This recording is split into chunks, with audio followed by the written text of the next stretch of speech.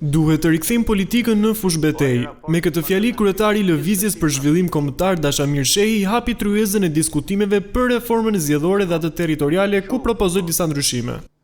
Zgjedhjet quhen të vlefshme vetëm nëse kanë votuar 50% e votuesve rezident në zonat që votohet. Këtë për efekt edhe të zgjedhjeve të fundit që e pam që morën një formë groteske.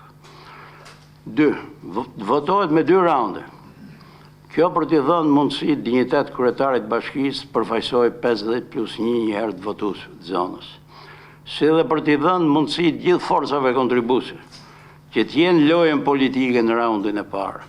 Për reformën zgjedhore, Shehi u shpreh se listat e zgjedhësve duhet të jenë të hapura për të garantuar më shumë konkurrencë mes pjesëmarrësve. Ne gjykojmë barazinë e votës nëpërmjet një sistemi proporcional kombëtar. Ose rikthimin e sistemit më parshëm majoritar i korrektuar me proporcional.